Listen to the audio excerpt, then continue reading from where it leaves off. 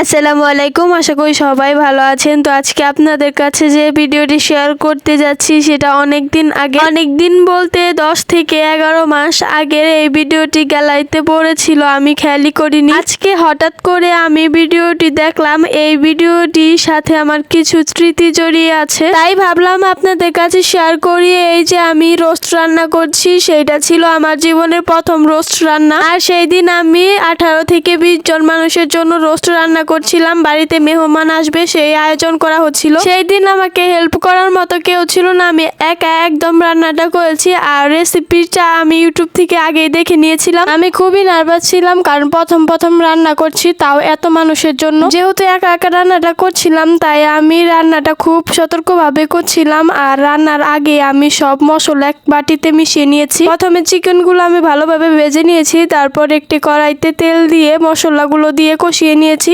মশলা কষানো হয়ে গেলে সব চিকেনগুলো দিয়ে নেড়ে চেড়ে নিচ্ছি। মশলার সাথে চিকেনগুলো ভালোভাবে কষিয়ে নিয়েছি, তারপর দুধ দিয়ে হালকা একটু চিনি দিয়ে রান্নাটা করে নিয়েছি। প্রথমে তো ভেবে নিয়েছিলাম রোস্ট রান্না খুবই কঠিন, কিন্তু একবার রান্না করার পর আমার কাছে খুবই সহজ লাগে। আর কারো যদি রোস্ট রান্নার রেসিপি লাগে তো আমার চ্যানেলে দেওয়া আছে, চাইলে দেখে নিতে পারেন। প্রথমবার রোস্ট রান্না করেছি, ভেবেছিলাম তো একদমই ভালো হবে না, কিন্তু আলহামদুলিল্লাহ রান্নাটা অনেক মজা হয়েছিল। সবাই অনেক প্রশংসা করেছে আর মেহমানরাও অনেক ভালোভাবে খেয়েছে। তো আজকে এই পর্যন্ত, সবাই ভালো থাকবেন, আল্লাহ হাফেজ।